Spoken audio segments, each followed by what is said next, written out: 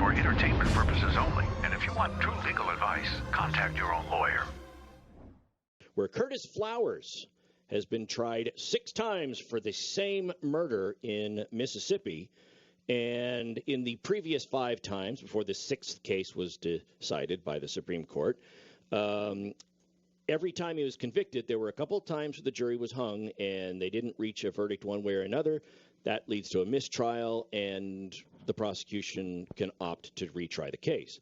But every time the prosecution achieved a conviction, it was appealed, and ultimately the conviction was overturned on grounds of prosecutorial misconduct, most of the time dealing with discrimination in the selection of jurors. Mr. Flowers is African American. And statistically, when you look at the numbers, it appears from the record that every time an African American juror came to the jury box to be a potential juror, that ultimately the prosecution exercised a peremptory challenge and had that juror bounce from the case.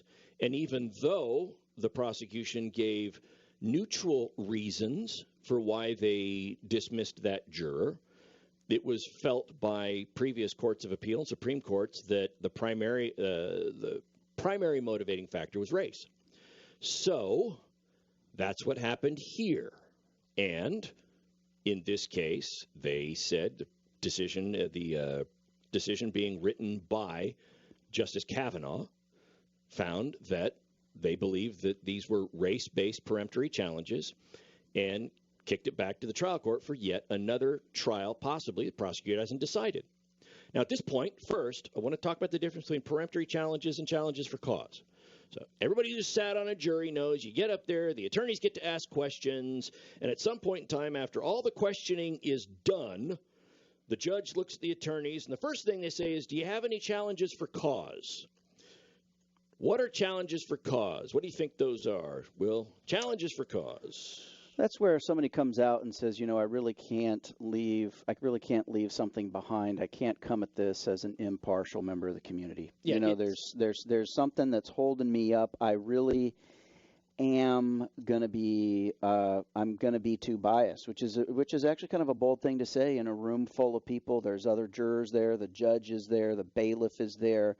I mean, you got to be kind of bold to say that, but that's a challenge for cause. This person, based on what they've answered the questions, they cannot come to this trial and be the juror. Yeah, and it's objective, for myriad reasons. Usually most of the time in the trials that I've done, the prosecution and the defense agree, yeah, that's a challenge for cause. Somebody comes in and says, I think all cops lie and I don't want to do this. Yeah, you're not going to sit on a jury. That you're coming in with a preconceived notion. You're already biased in the case. And so those would be challenges for cause and other things. I was a victim of the same crime, anything like that. And those challenges for cause are unlimited. There's no limit on challenges for cause. After the court hears challenges for cause, as to the jury pool as it appears right at that time, if there are still jurors and that can be bounced and you have an excess or whatever, you can then exercise what are called peremptory challenges. Now, those are challenges that each side get. It's a limited number. I think now in California, it's in a felony case, you're limited to 20. It used to be 10. And that is, this is what the jury consultants are hired for. In a criminal case in California, you can bounce 20 jurors? In a felony. Oh, what? In a felony. How many we get in civil? How many? 5. Yeah, because these are, we're talking about liberty here, right? So I'm talking about money. Yeah, liberty, money, whatever. Hey, listen. In the what is it? The Declaration of Independence, the hierarchical order of needs is life, liberty, pursuit of happiness. Money is the pursuit of happiness. It comes after life and liberty. Fair enough. Yeah, that's my story. I'm sticking by it. Show me the money. But the jury consultants that come in and they say, we did all this research and this person looks this way and they're wearing a necktie that's slightly to the side and they tie it this way and he looks like he's wearing bad shoes and he does all this. Those are all, They whisper in the attorney's ear, you got these peremptory challenges. Okay, I'm going to bounce them. You don't have to give a reason why. All you have to do is say, I'd like to thank and ask the court to excuse juror number 5. And you got your reasons down. But the problem here is that if, as you start what we call bouncing jurors, a pattern starts to develop where it makes it look like your reasons, even though you don't have to say anything, it just looks like your reasons for getting rid of people from the jury have to do with their membership in a protected class. Most of the time, it's race, but race, gender, things like that. Then the defense can file what's called a Batson Motion, which is basically arguing that you are exercising discrimination in the selection of the jury. Cal. Are these preemptions or when you kick the juror out of the box, are those reasons ever public record? They must go into the trial transcript somewhere. Is it something later on that someone can come and look in and see the attorney's notes as to why they kicked the person off? I'm going to generally answer your question yes. But it's yes if anybody is ever challenged. So in this case here, let's say that in this most recent trial with Flowers, the one that just went up to the Supreme Court, the reasons for kicking the jurors would never have been entered into a public record or anything if the defense had not filed the motion and made the objection. Once they file the motion and make the objection, and if they can show a prima facie case that it makes it, look, this looks like clear discrimination, then the burden shifts to the prosecution, in this case, to put forth reasons why the bouncing of the jurors had nothing to do with discrimination, had nothing to do with their race, but had everything to do with legitimate reasons for exercising those. And that's why it's a good practice for attorneys. I mean, oftentimes attorneys are doing trials, and they know they don't have to turn that in. They get lazy. Okay, I just want to get rid of this person, this person, this person. They don't keep notes. And then if they're challenged on it, they got to go back and, well, why did I get rid of that person? It makes it a little bit more difficult. But in this case, the court believed that the exercise of the challenges against the jurors was because of their race. Now, and they reverse that. Now, a couple of interesting things about the decision. All right. First of all, the two most recent President Trump appointees, Kavanaugh and Gorsuch, were on opposite sides in this one. Kavanaugh agreed and wrote the opinion that the conviction should be overturned, and Gorsuch did not agree with that. So that, to some extent, kind of flies in the face of the notion that any justice appointed by a political, by the president, is always going to follow and agree with other appointees of the same. That somehow there's a political agenda, right? And clearly that's not the case. And quite frankly, recently, the media has made a lot of, pointed this out. Gorsuch and Kavanaugh have been on opposite ends on a lot of stuff. We're going to talk about another one here in just a second. They've been on the opposite ends of the spectrum in a lot of cases. Well, have you ever disqualified a juror? What's the strangest reason other than I realize people can't make it or whatever. What's the strangest reason? A reason that sticks in your head as to why you've disqualified somebody. Well, or asked that they be disqualified. So when I started with the district attorney's office, I was given an acronym and basically told by the district attorney, here are some people that, for peremptory challenges, that you should strongly consider taking off of a jury. And none of them are for discriminatory reasons based upon a protected class. And they are nurses, architects, teachers, accountants. And the reason for that, it was explained to me, the reason for that is people in the medical field, nurses, are in the business of helping people. They will be sympathetic to a defendant. They will immediately say, oh, we should help this person do this, and have a little bit more trouble with that. Accountants and anybody with a technical degree, generally not good for the prosecution, better for the defense, because the belief is, I'm not saying this is right, but the belief as explained is a little bit of difficulty with the concept of reasonable doubt. Accountants, the books have to square. Everything's got to be right. Reasonable doubt is a little bit more like that. And teachers are always looking to help out those people. You also want to pay attention to folks that might have physical characteristics for which they may have been teased and abused and bullied their whole life because they'll identify with the defendant more as a victim. But that was what was given to me as reasons to bounce jurors. We're coming up on our third quarter of the hour break. I said that articulately, didn't I? We'll be back. We'll finish up with this, talk about more stuff. I want to hear from you about reasons that... PennyLawyers.com. Understanding. Didn't eat that much. .com. You can listen to the show there, and there's a lot of other good information, too. That's RadioLawTalk.com. All right, we're back. We're talking about, right now, a Supreme Court case, U.S. Supreme Court case, where a murder conviction, a quadruple homicide murder conviction, was overturned on appeal for the sixth time due to prosecutorial misconduct. It was overturned, and it looks like it might, after the sixth time it was tried, a couple of those were hung juries, but in the ones where there were convictions and they went forward on appeal, the appellate courts and the U.S. Supreme Court found prosecutorial misconduct. And we're talking really quickly. Cal raised the question, just in our own personal practice, what's the strangest reason we have, or what are reasons that we have as attorneys for maybe dismissing jurors pursuant to the Peremptory Challenge? And Will, I was going to turn that over to you. What in your experience, have you had? Not asking you to divulge your secrets now. I don't want anybody listening going, oh, we got that. I know how to beat Ramey in trial. So, one of the things that's kind of surprising, some people may find, is when we're representing injured people and they've had a similar or a catastrophic injury scenario in their life. That's usually can be difficult for us, because then they may compare the outcome that we're seeking in our case with their individual outcome. And so that'll make it problematic for them to maybe fairly assess what I'm seeking for my client, or even what the law is going to provide for my client, what they're required to do, because they'll be thinking, well, I didn't get that. One that's similar that we do look for are family members of those who are injured, because they're usually, like you were talking, Todd, about nurses and teachers wanting to help.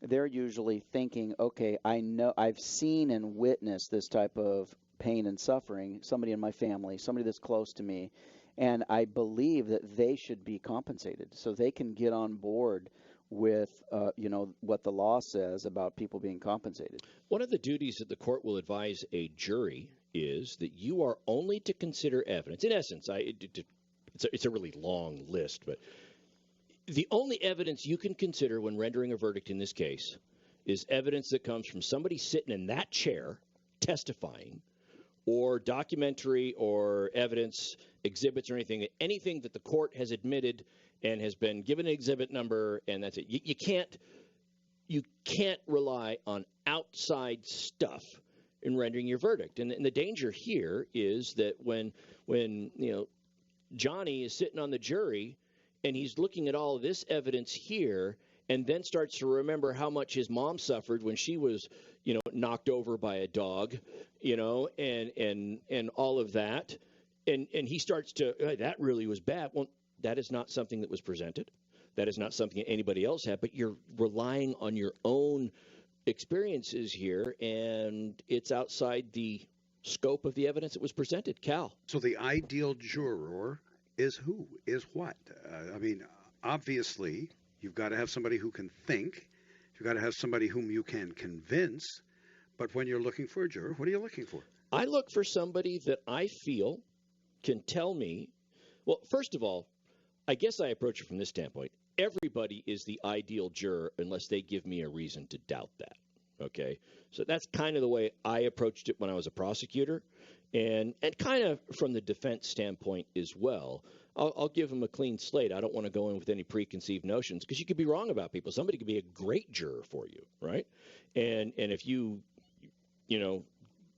get your knickers in a twist because they're wearing the wrong kind of shoes, you're problematic. But somebody who can think independently, who isn't going to be swayed by the group, and who basically commits to doing this: I will listen to the facts and apply the law. That's what I will do. And that is a common question that I asked when I was a prosecutor. I was a little leery, for example, of folks with advanced degrees, coming in. And at first blush, you say, oh, yeah, you don't want smart people on the jury. I got no problem with that. I'd have no problem with a lawyer sitting on a jury. Honestly, I don't. Except for the fact that if you take somebody with an advanced degree, and then you have others of the 12 people on the jury, let's say somebody's got a GED, somebody didn't even graduate high school, has a high school diploma, and maybe they're self-conscious, and they look at this person and think, well, he's smart. Well, now I don't want other people ceding their independence and ability to look at things just because the guy with the PhD says, oh, he's guilty or he's not guilty. I want people to act independently. I try to seat a jury that affords everybody the opportunity to act independently and not create factions and do stuff. That's what I'm looking for. Will, is that possible? I mean, that's where you talk about the ideal juror, and there's just so much going into it. And they are, their juries are, I don't want to say well instructed, but they are certain, they may even be overly instructed, meaning there's, usually, many, many pages of instructions that the jury will receive from the court about what the law is and about what they're to do and the evidence that they're to consider. But I think you're looking for leaders on a jury, a potential leader, and that's what Todd, I think, is addressing, and somebody who's got a lot of respect in the community, like a doctor. And if it's a case where there's any type of medical issue, well, is that doctor going to be able to independently and fairly assess the evidence? Absolutely. But then the question is, are you going to lose some, Are you going to lose 3 or 4 jurors who are just going to say, you know what, the doctor thinks this, yeah, and I'm going to rely on that. I'm going to go with that. So if you have, as the lawyer with your peremptory challenges, if you have reasons to think that, maybe this doctor is not going to be, maybe he's not the person that's going to understand what I'm trying to explain with my client. Or maybe there's some bias there that I believe, I believe he's going to exercise because of questions he's answered. I'm going to get rid of him because he's going to, not only am I going to lose 1 juror, I might lose 4. I might lose 5 Sure. Because of that one. Of course, it's different for me than it is for Todd because everything's unanimous in a criminal That's right. in a criminal court. He's got to get 12 out of 12. Speaking from what I do and where I do it, I'm really at 9 out of 12. So yeah. I can lose a few. I can lose a few and still win a trial. But are you looking for emotional jurors who can be swayed by the emotion of the moment? Is that important in some cases? I know that based on some of the verdicts that we hear, many times I think these people were led around by their heart rather than by what the law may have been. I think either side would have to be careful about the emotion because there's an appeal. There's an appeal of the person who's bringing the case, or in Todd's thing, the defendant. Some of those people are going to be very powerful and convincing themselves. Some of my clients are going to do very, very well on the stand, but I have clients who are just as injured that may not come off quite as good on the stand. And so I don't want that emotional juror saying, you know what, that person didn't cry when they were on the stand, when they were talking about seeing their kid get hurt. I can't. That emotional juror is going to be detrimental to my client. There are a lot of different takes on what kind of juror you're looking for in the case. I think that one constant, though, is the belief that in most cases, a significant portion of the case is won or lost in jury selection based upon how the attorney doing jury selection conducts themselves. And it's very important. I've seen cases. I saw a case at the DA's office where it was a assault by vehicle case. A woman with her 2 kids in the car was upset at her ex-husband when they were supposed to drop off the kids, and actually rammed his car. Okay, now nobody was hurt, but rammed the car. And really nobody disputed those facts. The DA on the case, wasn't me, but the DA on the case got up and in jury selection somehow, for some reason, analogized his own spouse to a St. Bernard, spouse who was pregnant 8 months. And I watched every juror look at him and go, you are an idiot. It was not a hung jury. It was a full-on acquittal for the defense. That's what can happen in jury selection. So That's going to have to do it for us. Go to the website, radiolawtalk.com. That's radiolawtalk.com.